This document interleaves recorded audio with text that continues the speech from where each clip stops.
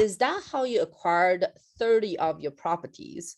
Or is there some leveragings that you're using investor monies and et cetera as well? So there's two things I'll give you. Number one is the financing, and number two is how I'm able to scale my business so fast. I think it took Hmm. me, I think it was like 6 years, 6 years before I had enough properties to be able to quit my job. It was, I mean, Right. if you didn't have the systems and the business to scale the business, it'll be really hard to do this. So Right. let me quickly give you the wrong way that the quote unquote gurus, the infomercial people will tell you this is the wrong way. As soon as I tell you, forget it because I'll tell you the right way to do it.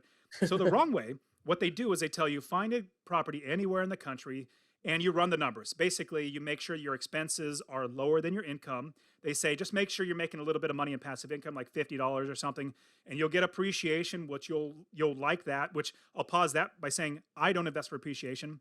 In fact, Hmm. all these properties I invest for passive income and generational wealth. I will literally give these properties to my kids, teach my kids how to do this so that they will be set up for success. So this is generational wealth. So getting back to what they say to do, which don't do this, find an area of the country to invest, run the numbers on a property, then spend thousands of dollars to buy the property, then spend thousands of dollars to fix up the property, then find a tenant to live in there, and then find a property manager. Well, in my opinion, that's almost backwards. What we do, and you'll, like I said, you'll hear me say this, make this statement, build the business first. So remember, forget everything I just told you.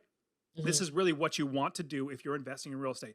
We want to build the business first. This is what it looks like. So if you're going to start a convenience store, so a convenience store, candy bars and soda machines, well, what you're going to do, not going to do, is you're not going to open the doors, sign a lease on a location, and then set a back box of candy bars in there on the ground. I'm stumbling. You're not going to sign a lease on a location, open the doors, and set a box of candy bars in on the ground. You go Hmm. out of business in like 2 seconds. No, what you would do though is you would get the gondolas, those are shelving units. You'll get the countertops, the cold storage, the bank accounts, cash registers, employees, insurance, everything in the business before you buy any inventory. Once you have the Hmm. business built, that's when you buy inventory. See, what the Hmm. gurus will tell you is that your property is a business. No, no, no, no. I'm a real estate investor. I now, after I did what those gurus told me to do, and my property manager started stealing from me in 6 months. It was horrible. Right. Then I had to figure out how to do it right. And remember, I've always been entrepreneurial. If I said that from the beginning. So I said, let me Right. attack this or go at this from a business mindset. So what I said was, not what I need to do is build the business first. So every piece of property we buy, your property is not your business.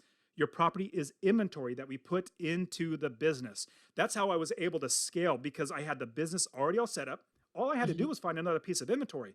Now, from there, the financing portion, like you just asked about, how do you get the financing to be able to get started? Really, Yeah. it comes down to, and how to scale with the leverage. Absolutely. So, number one, saving your own money is a fantastic way. So you have money to buy properties. Then remember, I started telling everybody that I'm an investor. I started telling Hmm. every single person I'm an investor. It may so happen that my job, that's my part time job now, I'm a full time Yeah. investor. From there, I had so many friends and family members and everybody asking me, "How did you invest in real estate? Oh, can I lend you money? Can I give you money? Can you invest for me?" So that's private money that I got. Plus, also mortgages. I've even got commercial loans. I've even done home equity line of credits. I've done I've even done this a signature loan where I went to my personal bank. I said, "Hey, can I just borrow money?" And they said, "Sure. Here's a signature loan. It's a higher interest rate. It's like unsecured line of credit." I got that. I even, in the advanced strategy, I even used a credit card to buy real estate because I knew in my business that if I buy a property, it will make me money as long as I account for the numbers. Just like if you're going to buy a candy bar for your business, if you could buy it for 50 cents and use somebody else's money to buy it for 50 cents, but you could sell Yeah. it for $1, you make 50 cents. It doesn't matter where you got that money from. All that to say, these are what I like to do with my students is give them all these options. I know of at least 15 different ways that I've personally found financing for properties that I give all my students all these options and then they figure out what is the best for them, their risk Hmm. tolerances, where their goals are, where they are financially, and then we figure out their best path to proceed. But that's what we do is we build the business first, and I'll quickly go over what the building the business first looks like. So when you're going to build the business first, get financing to buy the property, what we do is, let me give you some actual step by step. When we're building the business, when we're investing in real estate, the first thing is we find inventory. We find a city anywhere in the country, we invest out of state, that has really good inventory. The right type of properties that we want to buy for the right price point that they're going to rent, where we're going to make passive income. three Mhm. bedroom, two bath, 1,200 to 1,500 square feet, ones that anybody wants to buy or rent. Once we find a good city, there are a lot of great cities out there, but we find a good city that has good inventory, lots of inventory. Pause looking at properties. The next step is to find a property manager. That's the next step. Now, what a lot of students will jump right to is finding realtors and say, hey, Dustin, I already have 5 realtors sending me properties. I say, whoa, whoa, whoa, whoa. If you don't have anybody to manage the property, doesn't matter how many properties you find. We need to manage the properties first. So the next step is to find the right property manager. And we do that by interviewing lots and lots of property managers. This Mhm. person is your quarterback. They're going to make you money, save you money, do everything in your business so you don't have to do a thing. Right. From there, we start looking for mortgage companies, private money lenders. We look at conventional loans. We look at every other way to get financing other than our own money, which there's, like I said, 14 or 15 different ways that we can do it.